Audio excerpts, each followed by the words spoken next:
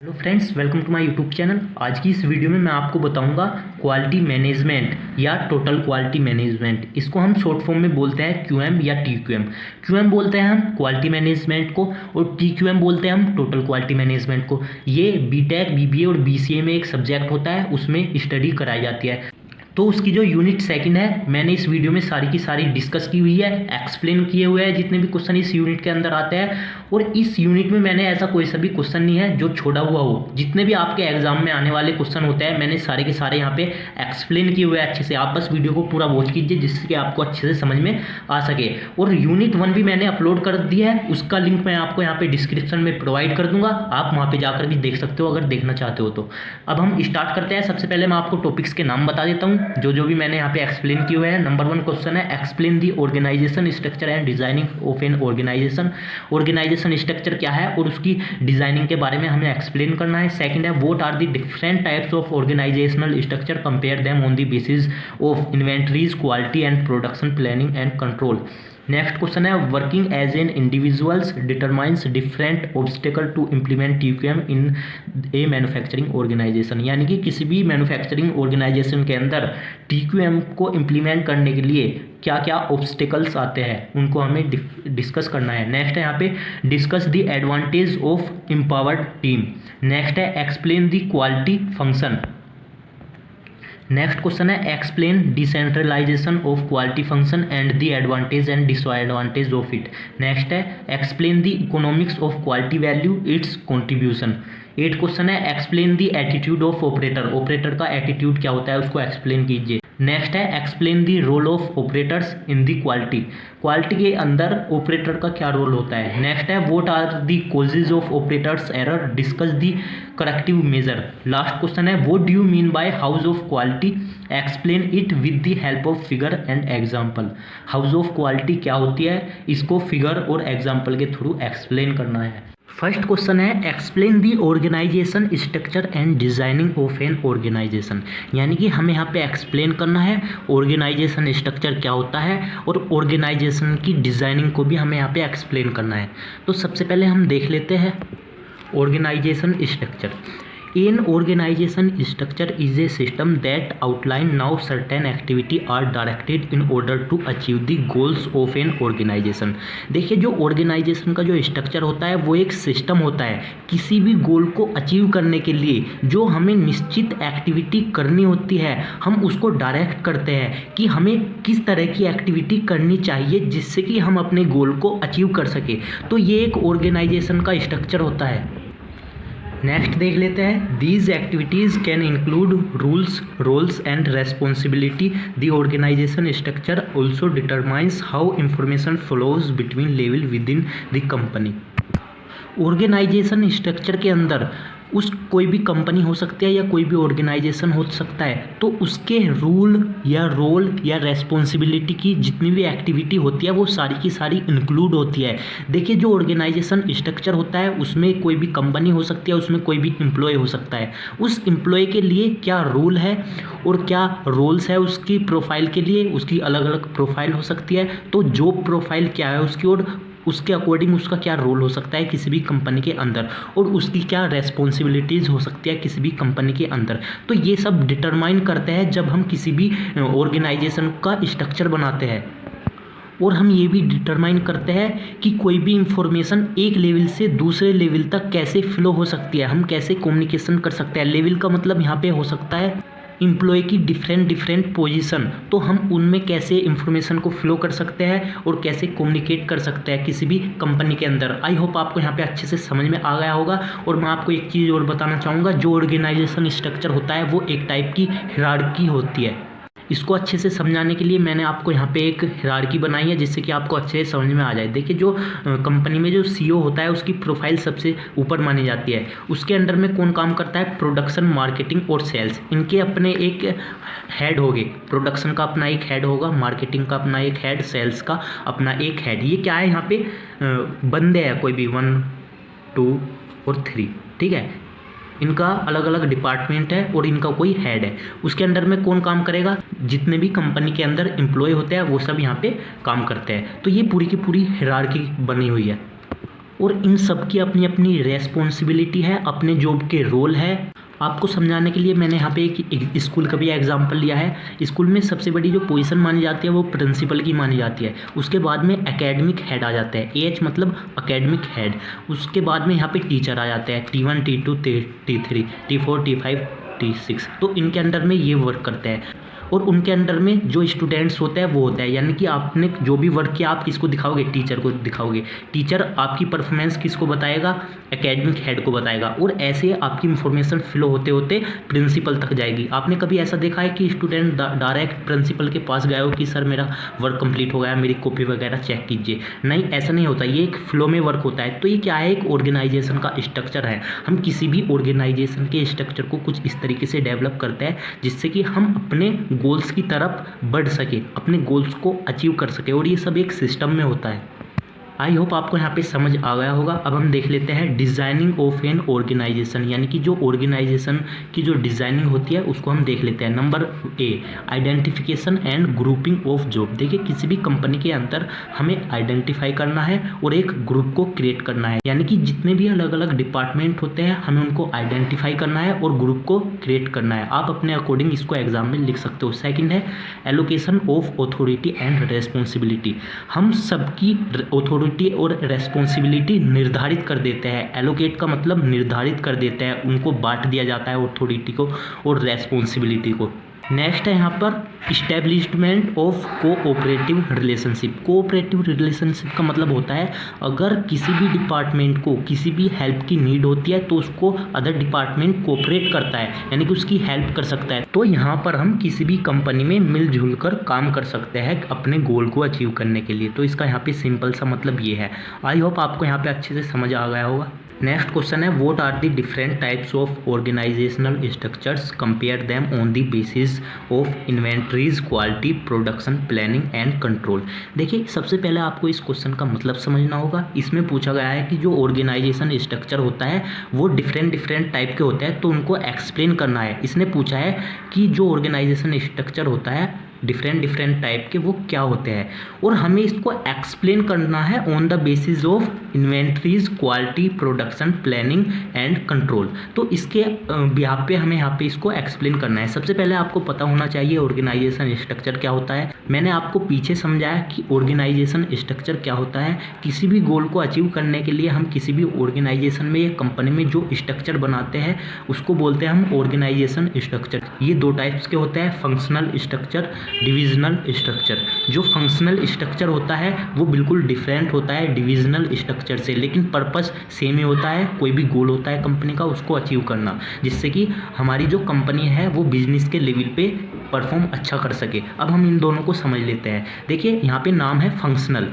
तो सपोज कीजिए यहाँ पे कोई भी कंपनी है, उसमें CEO होता है सबसे ऊपर, ठीक है। उसके बाद हमें इस क्वेश्चन को डिफाइन करना है इन्वेंटरीज, क्वालिटी और प्रोडक्शन के बिहाफ पर। तो उसी का अकॉर्डिंग हम इस क्वेश्चन को समझेंगे।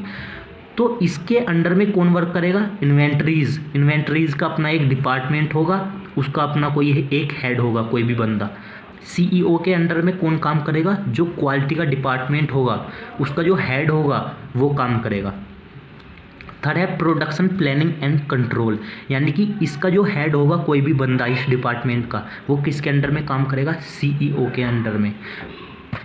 इन्वेंटरीज क्या होती है, कोई भी प्रोडक्ट होता है तो हमें उसके ऊपर रिसर्च करनी होती है कि हम इस प्रोडक्ट को और भी अच्छा बना सकते हैं और भी इफ़िशिएंट बना सकते हैं। तो इसमें जो भी बंदे काम करते हैं वो इस डिपार्टमेंट में होते हैं। नेक्स्ट है यहाँ पे क्वालिटी का अपना एक डिपार्टमेंट है, इसमें क्वालिटी वगैरह चेक की जाती है। नेक्स्ट है प्रोडक्शन, प्लानिंग एंड कंट्रोल, इसमें प्रोडक्शन को अचीव किया जाता है। इसका अपना एक प्लान होता है, इसका अपना एक टारगेट होता है, इसको डेली बेसिस पर कंप्लीट किया जाता है। तो इसमें भी इम्प्लॉय काम करते हैं। अब इन्वेंट्री में किसी भी कंपनी के अंदर ऐसा तो नहीं है कि एक ही प्रोडक्ट बनता है कंपनी के अंदर। अगर वो इलेक्ट्रॉनिक्स की कंपनी है तो उसमें काफ़ी चीज़ें बन सकती है इलेक्ट्रॉनिक्स की, जैसे कि battery, mic, Bluetooth speaker, mobile, charger, तो ये सब चीज़ें बन सकती है। तो यहाँ पे P1, P2, P3, product 1, product 2, product 3 इसके अंडर में आता है। यानी कि ये जो डिपार्टमेंट है, ये जो प्रोडक्ट है सारे के सारे इन प्रोडक्ट को ये देखता है। नेक्स्ट है इन प्रोडक्ट की क्वालिटी को ये डिपार्टमेंट चेक करता है। और ये जो प्रोडक्शन होता है किसी भी प्रोडक्ट का डेली बेसिस पर, तो ये यहाँ पे इसको डील करता है। तो इसकी हिरार्की यहाँ पे कुछ इस टाइप से बनती है। ये क्या है, यहाँ पे एक तरीके से फंक्शन है। जो ये इन्वेंट्रीज है, क्वालिटी है और प्रोडक्शन है, ये क्या है, फंक्शन है। इस वजह से इसका नाम दिया गया फंक्शनल स्ट्रक्चर। और जब हम बात करते हैं डिविजनल स्ट्रक्चर की, तो इसमें हम सीओ के बाद में जो हमारा होता है हम इसको प्रोडक्ट को लेते हैं। इस वजह से इसका नाम रखा गया डिविजनल स्ट्रक्चर। जब हम प्रोडक्ट को लेते हैं तो आपको याद रखना है उसका नाम होता है डिविजनल स्ट्रक्चर। यानी कि हम यहाँ पे प्रोडक्ट को स्टार्टिंग में डिवाइड कर देते हैं, प्रोडक्ट को P1, P2 और P3। और फिर उसके बाद सपोज कीजिए ये यहाँ पे मोबाइल की बैटरी है, उसके अंडर में कौन काम करेगा, यहाँ पे इन्वेंटरीज, यानी कि उस पर जो रिसर्च वगैरह कर रहे हैं बैटरी के ऊपर उसको ज़्यादा एफिशिएंट बनाने के लिए। क्वालिटी वाले बंदे आ जाएंगे जो क्वालिटी चेक कर रहे हैं उस बैटरी की। प्रोडक्शन प्लानिंग एंड कंट्रोल, जो प्रोडक्शन की प्लानिंग कर रहे हैं, रोज़ प्रोडक्शन कर रहे हैं, तो वे बंदे आ जाएंगे। तो यहाँ पे जो प्रोडक्ट है इसका जो हेड हो जाएगा, इसके अंडर में ये सब काम करेंगे। ऐसे ही हर प्रोडक्ट के लिए प्रोडक्ट P, ये कुछ और प्रोडक्ट हो सकता है। ये बैटरी था, ये मोबाइल चार्जर हो सकता है, ये कोई दूसरा प्रोडक्ट हो सकता है P3। तो ये इसके अंडर में काम करता है। यहाँ पे थोड़ी सी हिरार्की चेंज हुई है, ठीक है, कॉन्सेप्ट बिल्कुल सेम ही है। फंक्शनल स्ट्रक्चर और डिविजनल स्ट्रक्चर आपको यहाँ पे याद रखना है। और एक बात और मैं आपको यहाँ पे बताना चाहूँगा, क्वांटम में ये थोड़ा अलग तरीके से दिया हुआ है, लेकिन अगर आप एग्जाम में इसको अच्छे से लिख के आओगे, क्योंकि मैं आशा करता हूँ आपको ये समझ आ गया होगा, अगर आप इसको ही अच्छे से लिख के आओगे तो आपको फुल मार्क्स मिलेंगे, ये मेरी गारंटी है। और मैंने भी बीटेक की हुई है, ये मेरा एक्सपीरियंस भी है। अगर आप मुझ पर बिलीव करते हो तो आप आँख बंद करके भी इस क्वेश्चन को लिख सकते हो, आपको इस पर मार्क्स मिलेंगे। क्वेश्चन नंबर 3 है working as an individuals determine different obstacles to implement TQM in a manufacturing organization. सबसे पहले आपको इस क्वेश्चन का मतलब समझना होगा। इस क्वेश्चन का मतलब है किसी भी मैन्युफैक्चरिंग ऑर्गेनाइजेशन में जब हम TQM पर इम्प्लीमेंट करते हैं तो उसके रास्ते में क्या क्या बाधा, क्या क्या रुकावटें आती है और किस वजह से आती है, ये हमें यहाँ पे एक्सप्लेन करना है। तो सबसे पहले हमारा पॉइंट है लैक ऑफ मैनेजमेंट कमिटमेंट। अगर किसी कंपनी का या ऑर्गेनाइजेशन का जो मैनेजमेंट होता है उनका कोई कमिटमेंट नहीं होता या उनके कमिटमेंट में कोई भी कमी होती है, तो हम वहाँ पे इम्प्लीमेंट नहीं कर पाते हैं TQM को। आई होप आपको यहाँ पे अच्छे से समझ में आ गया होगा। लैक का मतलब होता है एक तरीके से कमी, ऑफ मैनेजमेंट कमिटमेंट। किसकी कमी, मैनेजमेंट के कमिटमेंट की कमी। यानी कि सपोज कीजिए कोई भी कंपनी है, उसके कस्टमर है, कस्टमर को एक दिन के अंदर यहाँ पे 100 प्रोडक्ट चाहिए, वो कोई भी प्रोडक्ट हो सकते हैं, लेकिन यहाँ पे मैनेजमेंट का जो कमिटमेंट है वो टाइम पर नहीं है। मतलब उसने टाइम दे दिया कि हम आपको एक दिन में दे देंगे प्रोडक्ट को, लेकिन वो नहीं दे पाया। तो यहाँ पे किसकी वजह से नहीं दे पाया, यहाँ पे टाइम की वजह से, क्योंकि जो मैनेजमेंट का जो कमिटमेंट है वो क्या कर रहा है, यहाँ पे लैक कर रहा है। सेकेंड पॉइंट आता है पर्पस। मैनेजमेंट को अपने गोल के बारे में नहीं पता होता कि हमारा गोल क्या है। और थर्ड चीज़ होती है कि वो रिसोर्सेज पर भी ध्यान नहीं देते। जो भी हमारी कंपनी के अंदर रिसोर्सेज है, मशीन है, टूल वगैरह है, कि वो कितने मशीन की हमारे कंपनी के अंदर रिक्वायरमेंट है, तो इन चीज़ों पर भी मैनेजमेंट ध्यान नहीं देती है। तो ये कहीं ना कहीं कमी कर देते हैं। थर्ड पॉइंट आता है कस्टमर फोकस। ये कस्टमर पर भी फोकस नहीं करते हैं। सेकेंड पॉइंट देख लेते हैं यहाँ पे, inability to change organizational culture. यानी कि हमें किसी भी कंपनी के अंदर उसका जो कल्चर है टाइम टू टाइम अपडेट कर देना चाहिए। वहाँ पे जो बोलने का जो तरीका है, कम्युनिकेशन का जो वे है, उसको चेंज कर देना चाहिए। हमें अपने कम्युनिकेशन में भी इम्प्रूव लाना चाहिए और सबसे अच्छे से कम्युनिकेट करना चाहिए। तो ये सब चीज़ें यहाँ पे मायने रखती है। नेक्स्ट है यहाँ पर इम्प्रॉपर प्लानिंग। अगर हमारी किसी भी प्रोडक्ट को लेकर, किसी भी क्वालिटी को लेकर या भी कोई भी टास्क हो रहा होता है कंपनी के अंदर, हमारी उस पर प्रॉपर प्लानिंग नहीं रहेगी तो हम कभी भी TQM पर इम्प्लीमेंट अच्छे से नहीं कर पाएंगे। तो यहाँ पर ये भी एक कारण बनता है इम्प्रॉपर प्लानिंग। हमारी जो प्लानिंग रहती है वो इम्प्रॉपर रहती है, जबकि हमारी प्लानिंग प्रॉपर रहनी चाहिए। सेकंड है यहाँ पे lack of continuous training and education. जो भी एम्प्लॉय हमारी कंपनी में काम करते हैं या किसी भी कंपनी में काम करते हैं तो उनको कंटिन्यू ट्रेनिंग देनी चाहिए और एजुकेशन भी प्रॉपर देनी चाहिए। लेकिन यहाँ पर क्या होता है, ये लैक हो जाती है। लैक मतलब कमी हो जाती है, उनको ना ट्रेनिंग अच्छी मिल पाती है कंटिन्यूसली और ना ही एजुकेशन मिल पाती है। तो इसकी वजह से भी हम TQM पर इम्प्लीमेंट नहीं कर पाते हैं। यानी कि ये एक इसका ऑब्स्टिकल्स होता है। 5 है यहाँ पे ineffective measurement technique and lack of access to data and result. Suppose कीजिए कोई भी कंपनी है, किसी भी प्रोडक्ट का प्रोडक्शन कर रही है, ठीक है, उसने प्रोडक्शन किया यहाँ पे टोटल 100 और उसमें से जो रिजेक्शन है वो आ गया 10, यानी कि 10% हमारा रिजेक्शन आ गया और 90% यहाँ पे हमारा जो प्रोडक्ट है वो सही है। अगर हम उस चीज़ को अच्छे से मेज़र नहीं कर पाते हैं या हमारे पास ऐसी कोई टेक्निक नहीं है कि हम सही डेटा का पता लगा सके, तो इसकी वजह से भी हम इम्प्लीमेंट नहीं कर पाते हैं। नेक्स्ट है inadequate attention to internal and external customer. जब हम इंटरनल या एक्सटर्नल कस्टमर पर ध्यान नहीं देते हैं या आधा ध्यान देते हैं, तो इसकी वजह से भी हम TQM पर इम्प्लीमेंट नहीं कर पाते, हम TQM को फुलफिल नहीं कर पाते हैं। नेक्स्ट है इनएडुकेट। इनएडुकेट का मतलब होता है अधूरा, use of empowerment and team work. देखिए एम्पावरमेंट का क्या मतलब होता है, कोई भी एम्प्लॉय है उसको कितनी अथॉरिटी है, अगर उस बंदे को या उस एम्प्लॉय को अथॉरिटी है तो वो खुद से डिसीजन ले सकता है, और अगर उसके अंदर डिसीजन लेने की कैपेबिलिटी है तो वो एम्प्लॉय बहुत कम टाइम में बहुत जल्दी डिसीजन ले सकता है।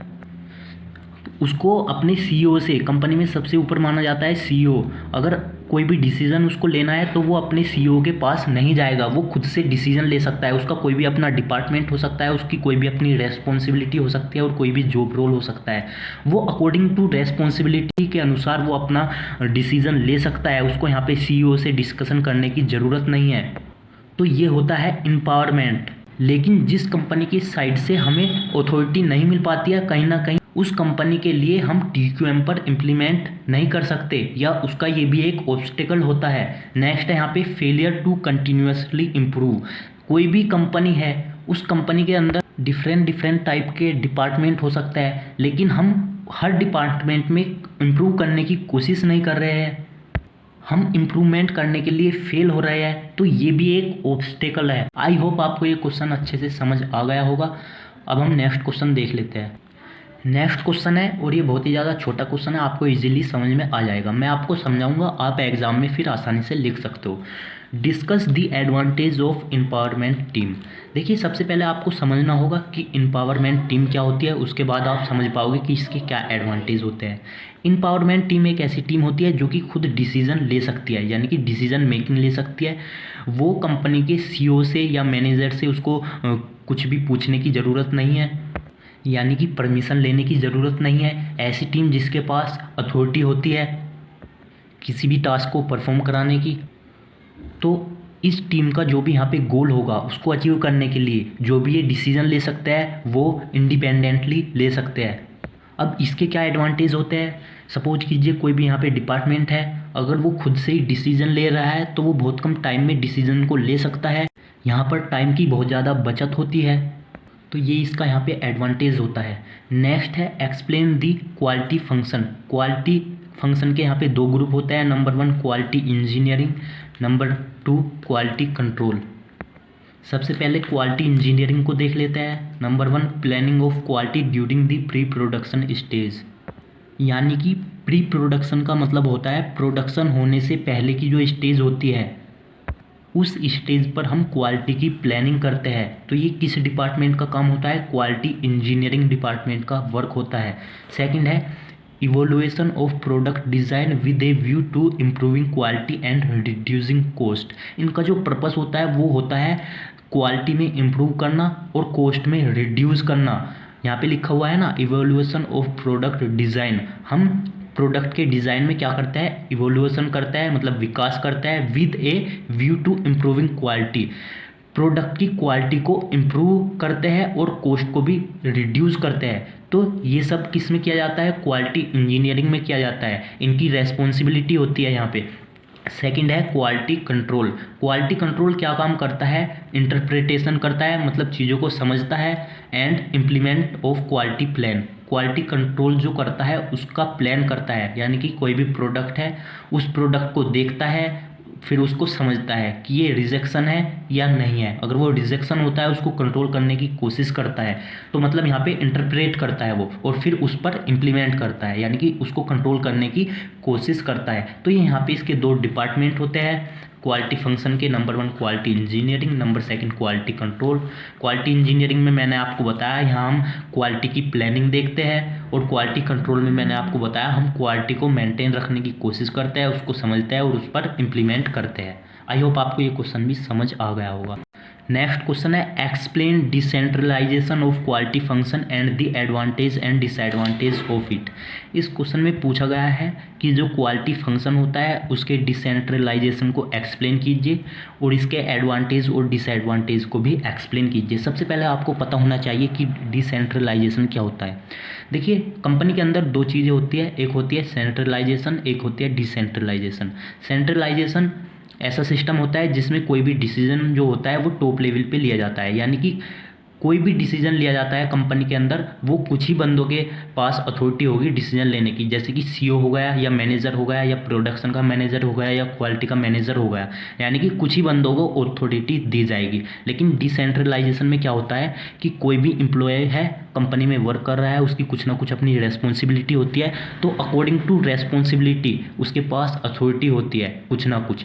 सपोज कीजिए यहाँ पे कंपनी के रॉ मटेरियल को कोई भी मेंटेन कर रहा है और वो एम्प्लॉय एक क्वालिटी डिपार्टमेंट का है, अगर उसमें कोई भी प्रॉब्लम आती है तो वो अपने हेड को नहीं बताएगा, वो डायरेक्टली डिसीजन ले सकता है, वो उसको रेफर कर देगा वापस कि इस रॉ मटेरियल में प्रॉब्लम है या डिफेक्ट आ रहे हैं। तो यहाँ पर अकॉर्डिंग टू रेस्पॉन्सिबिलिटी कोई भी बंदा डिसीजन ले सकता है, तो इसको बोलता है डिसेंट्रलाइजेशन। अब हम यहाँ पे बात करते हैं डिसेंट्रलाइजेशन ऑफ क्वालिटी फंक्शन, यानी कि क्वालिटी फंक्शन के डिसेंट्रलाइजेशन को एक्सप्लेन कीजिए। देखिए, यहाँ पर जो क्वालिटी मैनेजर होता है वो अपने सीईओ से रिकमेंड कर सकता है कि प्रोडक्ट की क्वालिटी को मेंटेन रखने के लिए मुझे काफ़ी स्टेज बनानी पड़ेगी, यानी कि प्रोडक्शन होने से पहले मुझे प्रोडक्ट की क्वालिटी को चेक करना पड़ेगा, यानी कि जो रॉ मटेरियल है उसकी क्वालिटी को चेक करना पड़ेगा, और जब प्रोडक्ट हमारा रेडी हो जाएगा उसके बाद भी हम उसकी क्वालिटी को चेक करेंगे। तो इसको हम मल्टीपल स्टेजेस में क्वालिटी को चेक कर सकते हैं, और जितने भी यहाँ पे स्टेज होंगे और उस स्टेज में जो एम्प्लॉय काम करेंगे उनकी कुछ ना कुछ रेस्पॉन्सिबिलिटी होगी। तो अगर उनके पास कुछ भी रेस्पॉन्सिबिलिटी होगी तो वे अपने काम के अकॉर्डिंग कुछ भी डिसीजन ले सकते हैं, उनकी जो रेस्पॉन्सिबिलिटी है उसके अकॉर्डिंग कुछ भी डिसीजन ले सकते हैं। वो अपने सीनियर से पहले उसके बारे में डिस्कशन नहीं करेंगे, वो डायरेक्टली कोई भी डिसीजन ले सकते हैं। आई होप आपको यहाँ पे समझ में आ गया होगा। यहाँ पर बात क्वालिटी को लेकर चल रही थी, इस वजह से मैंने आपको यहाँ पे क्वालिटी को लेकर ही आंसर दिया है। और अब हम इसके एडवांटेज और डिसएडवांटेज की बात कर लेते हैं। इसका यहाँ पे एडवांटेज होता है कि हम इसमें क्विकली डिसीजन ले सकते हैं, इसमें टाइम की बचत हो जाएगी बहुत ज़्यादा, तो ये एक सफिशिएंट एडवांटेज हो सकता है। लेकिन हम इसके डिसएडवांटेज की बात करते हैं। कोई भी प्रोडक्ट है, मशीन के अंदर प्रोसेसिंग हो रही है उसकी, अगर वहाँ पर कोई भी इंसान है उसको चेक कर रहा है लेकिन वो उसको समझ नहीं पाया, इंटरप्रेट नहीं कर पाया प्रोडक्ट को कि उसमें कोई डिफेक्ट है या नहीं है, और वो हमें आउटपुट पे मिल गया, तो कुछ ही टाइम में बहुत ज़्यादा हमारा रिजेक्शन निकल सकता है प्रोडक्ट का।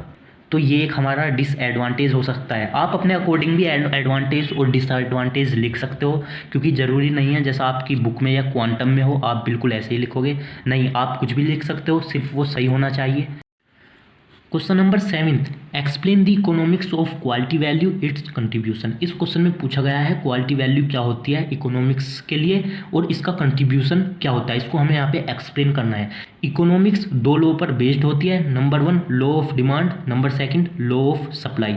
अगर मार्केट के अंदर किसी भी प्रोडक्ट की डिमांड ज़्यादा है तो उसकी प्राइस इंक्रीज हो जाती है, लेकिन अगर मार्केट के अंदर किसी भी प्रोडक्ट की सप्लाई ज़्यादा है तो प्राइस डिक्रीज़ हो जाती है। अब आप इसको एक एग्जांपल के थ्रू समझिए। सपोज कीजिए आपका कोई भी प्रोडक्ट है वो मार्केट के अंदर कम है, तो लेकिन उसके कस्टमर ज़्यादा है, तो डिमांड मतलब ज़्यादा है, कस्टमर उसको ज़्यादा बाय करना चाहते हैं, तो उसकी प्राइस इंक्रीज हो जाएगी ऑटोमेटिकली। लेकिन अगर कोई भी ऐसा प्रोडक्ट है जो कि मार्केट के अंदर सप्लाई ज़्यादा है, उसकी अवेलेबल ज़्यादा है, लेकिन उसके डिमांड ज़्यादा नहीं है, यानी कि उसको बाय करने वाले कस्टमर ज़्यादा नहीं है, तो उस प्रोडक्ट की प्राइस क्या हो जाएगी, डिक्रीज हो जाएगी।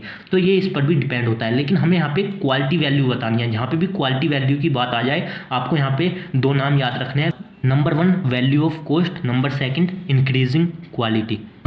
यानी कि कोई भी प्रोडक्ट है उसकी जो कॉस्ट होती है और उसका जो क्वालिटी होती है उस प्रोडक्ट की, हम इन दोनों को बैलेंस करके चलते हैं जिससे हमें कंट्रीब्यूशन ज़्यादा मिल सके। किसकी वजह से, क्वालिटी की वजह से। अब आप इसको यहाँ पे डायग्राम की हेल्प से समझिए। ऊपर की साइड है यहाँ पे वैल्यू ऑफ कॉस्ट, और इधर की साइड है इंक्रीज़ क्वालिटी। यानी कि जैसे हम क्वालिटी को इंक्रीज़ करते हैं वैसे ही जो प्रोडक्ट की जो कॉस्ट होती है वो ज़्यादा हो जाती है। या मैं बोल सकता हूँ जैसे ही प्रोडक्ट की कॉस्ट ज़्यादा होती है, हम प्रोडक्ट में ज़्यादा पैसे इन्वेस्ट करते हैं, उसमें इम्प्रूवमेंट करते हैं, तो उसमें कॉस्ट भी ज़्यादा लगेगी लेकिन उसकी क्वालिटी क्या हो जाएगी, एक अच्छी हो जाएगी।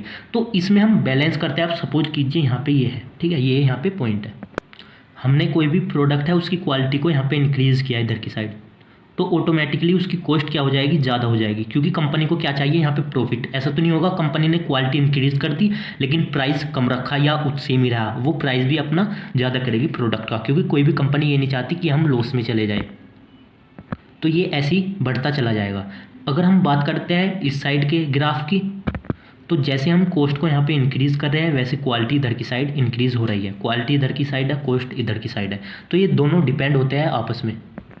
अब हम बात करते हैं किसी भी प्रोडक्ट को लेकर उसकी क्वालिटी की वजह से क्या कंट्रीब्यूशन होता है। कोई भी कंपनी हो सकती है, कोई भी ऑर्गेनाइजेशन हो सकती है, जिससे कि उसको ज़्यादा प्रॉफिट हो सके। यानी कि इनका जो बैलेंस है वो कैसा रहना चाहिए जिससे कि इनको ज़्यादा अच्छा प्रॉफिट मिल सके, तो उसी को यहाँ पे हम एक तरीके से बोलते हैं कंट्रीब्यूशन। यानी कि क्वालिटी का क्या कंट्रीब्यूशन होता है किसी भी प्रोडक्ट को लेकर। अब सपोज कीजिए यहाँ पे मैंने यहाँ पे डायग्राम बनाया हुआ है क्वालिटी कंट्रीब्यूशन का। ये यहाँ पे वैल्यू ऑफ कॉस्ट है और इधर की साइड इंक्रीज क्वालिटी है। सेम जैसा मैंने ऊपर लिखा सेम यहाँ पे लिखा हुआ है, लेकिन जब मैं आपको अच्छे से एग्जांपल के थ्रू समझाऊंगा तो आपके अच्छे से समझ में आ जाएगा।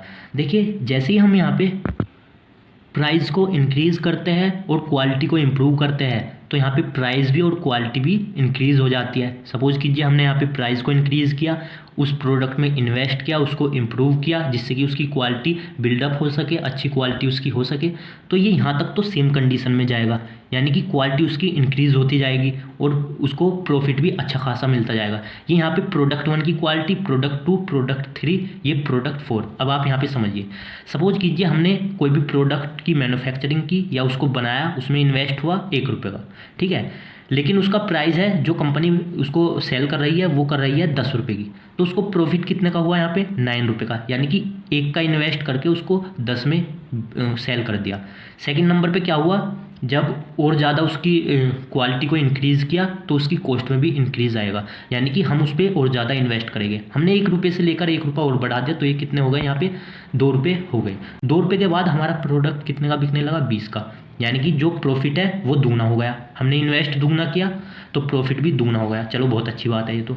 हमने फिर से यहाँ पे इंक्रीज़ किया इन्वेस्टमेंट, हमारा प्रोडक्ट 3 रुपये का बनने लगा। हमने अपने प्रोडक्ट में इम्प्रूवमेंट किया तो उसकी क्वालिटी भी अच्छी हो गई तो वो 30 रुपये का बिकने लगा। लेकिन जैसे ही हमने और ज़्यादा इंक्रीमेंट किया, एक कंडीशन ऐसी आएगी जो हमें वो मैक्सिमम कंट्रीब्यूशन देगी वो क्वालिटी, तो यहाँ पे हमारा 40 का बिकने लगा है। इससे अच्छी तो बात हो ही नहीं सकती। जैसे ही हम डबल करते जा रहे हैं अपने इन्वेस्टमेंट को, उतना ही ज़्यादा हमें प्रॉफिट होता जा रहा है। लेकिन एक पॉइंट ऐसा आता है जब हम और ज़्यादा उसकी क्वालिटी को अच्छा करना चाहते हैं तो उसका प्राइस डबल नहीं होता। यानी कि जिस स्टेप से वो इंक्रीज़ हो रहा था, जो कि मार्केट में जो उसका प्राइस है वो उसके अकॉर्डिंग नहीं होता, वो कम हो जाता है। यहाँ पे अब हमें 5 रुपये का प्रॉफिट होने लगा, 40 से 45 हो गया, सिर्फ यहाँ पे 5 का होने लगा। पहले क्या था, हम 1 का इन्वेस्टमेंट कर रहे थे, 10 में सेल कर रहे थे, तो यहाँ पे 10 का डिफरेंस आ रहा था, यानी कि 9 का हमें यहाँ पे प्रॉफिट हो रहा था। अब यहाँ पे क्या है, हमें 4-5 का प्रॉफिट हो रहा है बस। जैसे हम और ज़्यादा इंक्रीज़ करेंगे प्राइस को, उसकी क्वालिटी भी अच्छी हो जाएगी, लेकिन उसके प्राइस में जो मार्केटिंग रहेगी उसकी मार्केट के अंदर वो कम प्राइस में रहेगी। उसमें फिर 2 रुपये का फ़ायदा होगा ज़्यादा। लेकिन फ़ायदा हमें कितने का होना चाहिए था, जब हमारा यहाँ पे 6 स्टेप हो गया तो ये हमारी 60 रुपये की सेल होनी चाहिए थी। कोई भी प्रोडक्ट हो सकता है, लेकिन जैसे हम इन्वेस्ट कर रहे हैं उसी के अकॉर्डिंग हमें एक पॉइंट तक ही हमें आउटपुट मिलेगा, उसके बाद हमारा आउटपुट डिक्रीज़ होता चला जाएगा। आई होप आपको यहाँ पे समझ आ गया होगा, या ये जो हमारी क्वालिटी है ये एक जगह जाकर रुक भी सकती है, क्योंकि कोई भी प्रोडक्ट है उसकी भी अपनी एक क्षमता है, अपनी एक कैपेसिटी है क्वालिटी को इम्प्रूव करने की। तो आई होप आपको यहाँ पे क्वालिटी का कंट्रीब्यूशन समझ में आ गया होगा। जो क्वालिटी का जो कंट्रीब्यूशन होता है वो यहाँ पे मिडिल में है, मैक्सिमम कंट्रीब्यूशन। यानी कि कंपनी को प्रॉफिट जब होगा जब कॉस्ट और क्वालिटी बैलेंस रहेगी। आई होप आपको यहाँ पे अच्छे से समझ में आ गया होगा। मैंने काफ़ी मेहनत से आपको समझाने की कोशिश की। एट क्वेश्चन है, explain the attitude of operator. सबसे पहले आपको ये पता होना चाहिए कि ऑपरेटर क्या होता है। ऑपरेटर एक ऐसा पर्सन होता है जो किसी भी कंपनी में या किसी भी ऑर्गेनाइजेशन में वर्क करता है। उस कंपनी में मैन्युफैक्चरिंग होती है या किसी भी प्रोडक्ट का प्रोडक्शन होता है, तो उसमें जो डिवाइस लगी हुई होती है या जो मशीन वगैरह होती है उसको ऑपरेट करता है। यहाँ पे इसका ये मतलब बिल्कुल नहीं है कि वो ऑपरेट करेगा यानी कि ऑन ऑफ करेगा उसको और उसका काम खत्म हो जाएगा, नहीं। जो भी उस मशीन में स्पेसिफिक वर्क किया जाता है उसको कंटिन्यूअसली करता रहेगा, ये काम होता है ऑपरेटर का। अब हमें यहाँ पे एक कंपनी के प्रोस्पेक्टिव से समझना है कि ऑपरेटर का क्या एटीट्यूड होता है। अगर मैं आपको सिंपल वे में बताऊं कि एटीट्यूड का क्या मतलब होता है, एटीट्यूड का मतलब होता है नज़रिया। किसी का पॉजिटिव एटीट्यूड भी हो सकता है और किसी का नेगेटिव एटीट्यूड भी होता है, ये डिपेंड करता है पर्सन टू पर्सन। अब नेगेटिव एटीट्यूड क्या होता है, सपोज कीजिए मैं यहाँ पे वीडियो बना रहा हूँ, इसकी जो लाइट है वो एकदम से ऑफ हो जाए तो मेरी वीडियो सारी की सारी बेकार हो जाएगी, मेरी मेहनत बेकार हो जाएगी। तो मैं कहूँगा यार मेरा तो दिन बेकार चला गया या मेरी मेहनत बेकार चली गई, ये हो जाएगा मेरा नेगेटिव एटीट्यूड। लेकिन मेरा पॉजिटिव एटीट्यूड होगा, मैं सोचूंगा कि चलो कोई बात नहीं, अगर बेकार हो गई तो मैं इसको दोबारा से बनाऊंगा और इस बार अच्छे से बनाऊंगा, इसमें अपने और एफर्ट्स लगाऊंगा, जो जितनी अच्छी पहले बनी थी उससे ज़्यादा अच्छी मैं यहाँ पे बनाऊंगा। तो ये होता है एक पॉजिटिव एटीट्यूड। आई होप आपको यहाँ पे नॉर्मल एटीट्यूड समझ आ गया होगा और ऑपरेटर भी समझ आ गया होगा। अब हम एक कंपनी के प्रोस्पेक्टिव से देखते हैं कि ऑपरेटर का एटीट्यूड क्या होता है। देखिए कोई भी प्रोडक्ट बन रहा होता है, जो उसमें जो क्वालिटी होती है प्रोडक्ट की, उसमें बहुत बड़ा रोल होता है ऑपरेटर का। Number 1, the maximum contribution to the quality of product is contributed by the operator. कोई भी प्रोडक्ट की जो क्वालिटी होती है उसमें सबसे बड़ा कॉन्ट्रीब्यूशन होता है ऑपरेटर का, क्योंकि कोई भी मशीन है उसमें प्रोडक्शन होता है, जैसे कि mobile, charger, battery, data cable या और भी प्रोडक्ट्स हो सकते हैं। तो ये जो प्रोडक्ट बनते हैं ये मशीन की हेल्प से बनते हैं, जिनको ऑपरेटर की हेल्प से बनाया जाता है। तो आई होप आपको यहाँ पे पता चल गया होगा कि ऑपरेटर का क्वालिटी में कैसे बहुत बड़ा रोल होता है या कंट्रीब्यूशन होता है। अगर उसमें मशीन में कोई भी प्रॉब्लम आ जाती है तो वो एकदम क्वालिटी इंजीनियर से बता देता है या मेंटेनेंस इंजीनियर से बता देता है कि मशीन में प्रॉब्लम आ रही है, इसको ठीक करो। तो अगर वो किसी को नहीं बताएगा तो वहाँ पे बहुत सारा रिजेक्शन आ जाएगा। अब हम यहाँ देखते हैं, it is he who actually build quality into the product. यही एक वो इंसान होता है या यही वो बंदा होता है जो कि प्रोडक्ट के अंदर क्वालिटी को बिल्डअप करता है। नेक्स्ट है, unfortunately the persistence idea of modern manager. जो मैनेजर होते हैं आजकल के for higher production has affected the attitude of the operator to the detriment of quality. यहाँ पे क्या होता है, कोई भी मैनेजर है उसके अंडर में जो ऑपरेटर वर्क कर रहे होते हैं उनको ज़्यादा टारगेट दे देता है। यानी कि सपोज कीजिए डेली 5000 प्रोडक्शन बन रहे हैं किसी भी प्रोडक्ट का, लेकिन आज मैनेजर ने उनको 6000 का टारगेट दे दिया कि आपको 6000 प्रोडक्ट अचीव करने हैं। तो यहाँ पे क्या होगा, ऑपरेटर जल्दी से वर्क करने की कोशिश करेगा। और आपको पता है जब हम किसी भी काम को करने में जल्दबाजी कर देते हैं तो वहाँ पे कुछ ना कुछ प्रॉब्लम क्रिएट हो जाती है। तो यहाँ पे ये कहीं ना कहीं ऑपरेटर के एटीट्यूड में इफेक्ट डालता है। आई होप आपको ये क्वेश्चन अच्छे से समझ में आ गया होगा। अब हम नेक्स्ट क्वेश्चन देख लेते हैं। 9, explain the role of operator in quality. जो ऑपरेटर होता है उसका क्वालिटी के अंदर क्या रोल होता है। ये थोड़ा सिमिलर है जो कि मैंने आपको ऊपर समझाया। The operator has to perform following role during the production work. देखिए ऑपरेटर का क्या रोल होता है क्वालिटी के अंदर। जो प्रोडक्शन हो रहा होता है, यानी कि जिस टाइम प्रोडक्शन हो रहा होता है उसका वर्क चल रहा होता है, तो जो ऑपरेटर के जो वर्क होता है वो फॉलोइंग है। अब हम नीचे देखते हैं, इसकी जो रेस्पॉन्सिबिलिटी होती है वो ये है। Number 1, to maintain the standard of the product according to given specification. कोई भी प्रोडक्ट है उसकी कुछ भी स्पेसिफिकेशन है तो उसको मेंटेन रखते हुए ऑपरेटर को प्रोडक्शन करना होता है। नेक्स्ट है, to cooperated with the inspection person. Inspection person क्या होता है, जो रिजेक्शन को चेक करता है। कोई भी प्रोडक्ट आया तो वो उसको चेक करेगा कि ये रिजेक्शन है या नहीं है। अगर वो सही प्रोडक्ट होता है तो वो आगे की साइड रेफर कर देता है उसको, लेकिन अगर वो रिजेक्शन होता है तो वो उसको कंट्रोल करने की कोशिश करता है। तो जो ऑपरेटर होता है, अगर मशीन में कोई भी रिजेक्शन आता है या प्रोडक्शन सही नहीं हो रहा होता है तो वो किससे बताता है, इंस्पेक्शन पर्सन से बता देता है जो इंस्पेक्शन कर रहा होता है। तो कोऑपरेटिव का मतलब होता है मतलब मिलजुल कर काम करना। नेक्स्ट है, to readily expect the fault in his work and make change according as instructed. देखिए यहाँ पे सिंपल सा मतलब है इसका, जो ऑपरेटर होता है अगर उससे कोई भी फॉल्ट हो जाता है तो वो उस चीज़ को एक्सेप्ट कर लेता है, अपनी गलती को मान लेता है और अपनी गलती को सुधारने की कोशिश करता है। अपने वर्क में वो चेंज करता है जैसी उसको इंस्ट्रक्शन मिलती है मैनेजर से या जो सुपरवाइजर होता है उनके थ्रू कोई भी इंस्ट्रक्शन मिल सकती है कि काम ऐसे नहीं ऐसे करना है आपको, तो वो उसके अकॉर्डिंग यहाँ पे काम करेगा। नेक्स्ट है, ही हैज़ टू प्रिवेंट और minimize the wastage during the production. Suppose कीजिए कोई भी प्रोडक्ट है, उसका प्रोडक्शन हो रहा है, तो उसमें जो वेस्ट जो आइटम रहेगा उसको कम से कम बनाने की कोशिश करेगा एक ऑपरेटर। क्वेश्चन नंबर 10 है, what are the causes of operators error, discuss the corrective measures. इस क्वेश्चन का मतलब है कि जो ऑपरेटर एरर करता है वो किसकी वजह से करता है, और हमें इसको दूर करने के लिए कुछ करेक्टिव मेजर भी डिस्कस करने हैं। नंबर 1 हम देख लेते हैं कॉजेज ऑफ ऑपरेटर्स एरर, यानी कि जो ऑपरेटर एरर करता है वो क्या कारण होता है उसके। Number A, incompetence. इसका मतलब होता है अयोग्य, यानी कि ऑपरेटर के पास किसी भी मशीन को ऑपरेट करने की, उस मशीन पर वर्क करने की स्किल्स नहीं है, क्योंकि उसको उसके बारे में नॉलेज नहीं है। बी है लैक ऑफ अवेयरनेस, यानी कि ऑपरेटर को अवेयरनेस नहीं है उस मशीन के बारे में, या आधी अधूरी उसको नॉलेज है, तो नॉलेज ना होने की वजह से ऑपरेटर गलती कर देते हैं। सी पॉइंट है यहाँ पे carelessness and lack of interest, यानी कि वो केयर नहीं करते, ध्यान नहीं देते काम करते वक्त, और उनमें इंटरेस्ट की कमी होती है, यानी कि उनका काम करने का मन नहीं कर रहा है फिर भी वो काम कर रहे हैं, तो वहाँ पे पॉसिबिलिटी होती है कि ऑपरेटर वहाँ पे गलती कर सकता है। तो ये चीज़ें होती है यहाँ पे जिसकी वजह से ऑपरेटर प्रोडक्शन के टाइम गलती कर सकता है। अब हम इसको कैसे दूर कर सकते हैं, इसको कैसे करेक्ट कर सकते हैं, इसके कुछ मेजर करेक्शन होते हैं। B, corrective measures. Number A, motivation of workers. देखिए टाइम पे कंपनी की साइड से ऑपरेटर को मोटिवेट करना चाहिए, जिससे कि उनको अच्छा लगे और उनके मन में अच्छे से वर्क करने की इच्छा उत्पन्न हो जाए। सेकंड है यहाँ पे एजुकेशन ऑफ वर्कर्स, यानी कि कोई भी मशीन है, जिस मशीन पे वे वर्क कर रहे हैं उस मशीन की नॉलेज देना ऑपरेटर को कंपनी के थ्रू। तो अगर ऑपरेटर के पास नॉलेज रहेगी किसी भी मशीन की तो वो कोई भी गलती नहीं करेगा। नेक्स्ट है यहाँ पे फाइनेंशियल इंसेंटिव। देखिए इंसेंटिव का यहाँ पे मतलब होता है जो आपकी सैलरी होती है उसमें कुछ ऐड करके कंपनी के थ्रू दिया जाता है, तो इसको बोलते हैं हम इंसेंटिव। फाइनेंशियल इंसेंटिव भी ऑपरेटर को देना चाहिए जिससे कि उनका इंटरेस्ट बना रहे, तो जितनी भी ऊपर यहाँ पे प्रॉब्लम थी वो सारी की सारी रिमूव हो सकती है अगर हम इन पे इम्प्लीमेंट करते हैं। तो आई होप आपको ये वीडियो काफ़ी अच्छी लगी होगी। क्वेश्चन नंबर 11 है, what do you mean by house of quality, explain it with the help of figures and example. इस क्वेश्चन में बोला गया है हाउस ऑफ क्वालिटी को एक्सप्लेन कीजिए, इससे आप क्या समझते हैं, और फिगर की हेल्प से और एग्जाम्पल की हेल्प से इसको एक्सप्लेन कीजिए।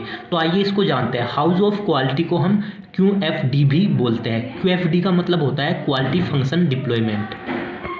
देखिए हाउस ऑफ क्वालिटी का मतलब ये होता है कि कोई भी कस्टमर हो सकता है, सबसे पहले हमें उसकी रिक्वायरमेंट को जानना है, पहचानना है, समझना है, और उसके बाद किसी भी प्रोडक्ट के लिए डिज़ाइनिंग करनी है। कोई भी कंपनी है, उस कंपनी को कोई भी एक प्रोडक्ट बनाना है, तो प्रोडक्ट को बनाने से पहले उसको ये जानना है कि कस्टमर की क्या नीड है, क्या रिक्वायरमेंट है, उसी के अकॉर्डिंग वो उस प्रोडक्ट पे काम कर सकता है या डिज़ाइन करना चाहिए उसको। तो यही होता है हाउस ऑफ क्वालिटी। और ये जो हाउस नाम है ये कुछ इस वजह से रखा गया है, इसका जो फिगर होता है या जो स्ट्रक्चर होता है वो एक हाउस की तरह होता है। अब देख लेते हैं ये कैसे काम करता है। देखिए सबसे पहले हमारा जो यहाँ पे लेफ्ट साइड में है, आपको एग्जाम में भी ऐसे ही लिखना है कि इन द लेफ्ट साइड यहाँ पे क्या है, कस्टमर रिक्वायरमेंट, यानी कि सबसे पहले हमें जानना है कस्टमर की रिक्वायरमेंट क्या है, यानी कि वॉइस ऑफ कस्टमर, कस्टमर की आवाज़ को, कस्टमर क्या चाहता है उसको हमें जानना है, उसी के अकॉर्डिंग हम कंपनी में वर्क करेंगे या प्रोडक्शन करेंगे जो उसकी रिक्वायरमेंट रहेगी। उसके बाद यहाँ पे क्या होगा, यहाँ पे आप देख सकते हो इस साइड राइट हैंड साइड, इस साइड देख सकते हो प्रायोरिटाइजेशन, मतलब कि इंपोर्टेंस ऑफ कस्टमर, कस्टमर की क्या क्या इंपोर्टेंस हो सकती है। कस्टमर की यहाँ पे क्या थी, रिक्वायरमेंट, उसने कुछ रिक्वायरमेंट दे दी, तो उस रिक्वायरमेंट की यहाँ पे क्या इंपोर्टेंस है, वो किसको सबसे ज़्यादा इंपोर्टेंस देना चाहता है। सपोज कीजिए कोई भी बाइक है, बाइक के यहाँ पे उसने रिक्वायरमेंट दे दी कि मुझे फास्ट स्पीड चाहिए, ब्रेक हाई चाहिए और क्लीचिंग वर्क मुझे फास्ट चाहिए, तो उसमें उसकी जो इंपोर्टेंस है वो सबसे ज़्यादा किसकी है, उसकी इंपोर्टेंस रेस में ज़्यादा है या ब्रेक में ज़्यादा है या क्लिच की वर्किंग में ज़्यादा है, या उसकी जो लाइट है वो ज़्यादा अच्छी होनी चाहिए, फ्लैशेबल होनी चाहिए, उसकी ज़्यादा है। तो वो अपने अकॉर्डिंग नंबर डिसाइड कर सकता है। सपोज कीजिए यहाँ पे 1 to 5 है, 1 to 5 में से वो अपनी इंपोर्टेंस लिख सकता है, जिससे कि कंपनी अच्छे से एनालिसिस कर सके कि कस्टमर क्या चाहता है और किस रिक्वायरमेंट को ज़्यादा प्रीफर कर रहा है, तो उसी के अकॉर्डिंग कंपनी यहाँ पे प्रोडक्ट पे वर्क करेगी। और यहाँ पे ऊपर की साइड आप देख सकते हो inter relationship between technical descriptors, और इसके नीचे है technical descriptors voice of the organization की वॉइस। यहाँ पे आ जाता है relation between requirement and descriptor, यानी कि यहाँ पर ये आपस में कम्युनिकेट कर सकते हैं, जो रिक्वायरमेंट होगा और जो डिस्क्रिप्टर होगा, यानी कि जो प्रोडक्ट की डिज़ाइनिंग कर रहा होगा, तो वो इससे क्या कर सकता है, रिलेशन रख सकता है, कॉम्बिनेशन बना सकता है। जो भी उसको रिक्वायरमेंट होगी या कोई भी प्रोडक्ट है उसमें कुछ भी चेंजिंग कराना चाहता है तो वो कस्टमर से यहाँ पे रिलेशन बनाए रखेगा। नीचे की साइड है प्रायोरिटाइज टेक्निकल डिस्क्रिप्शन, तो ये इस होम का क्या होता है, बेस होता है। इसके रूफ पर क्या होता है, ये होता है, और इसके लेफ्ट साइड क्या होता है, कस्टमर रिक्वायरमेंट, राइट साइड क्या होता है, ये होता है। तो आपको ये चीज़ याद रखनी है। जो होम का यहाँ पे स्ट्रक्चर है, इसमें ऊपर की साइड कौन वर्क कर रहा है, नीचे की साइड कौन है, लेफ्ट साइड कौन है, राइट साइड कौन है, क्योंकि जब आप एग्जाम में बिल्कुल इस तरीके से लिखोगे तो आपको तभी मार्क्स मिलेंगे, क्योंकि ये डिपेंड है हाउस पर। तो इसका जो फिगर है वो हाउस के अकॉर्डिंग होना चाहिए। आई होप आपको यहाँ पे अच्छे से समझ में आ गया होगा। अगर आपको वीडियो अच्छी लगे तो प्लीज़ लाइक कीजिए, चैनल को सब्सक्राइब कीजिए, क्योंकि इस वीडियो को बनाने के लिए मैंने काफ़ी मेहनत की है।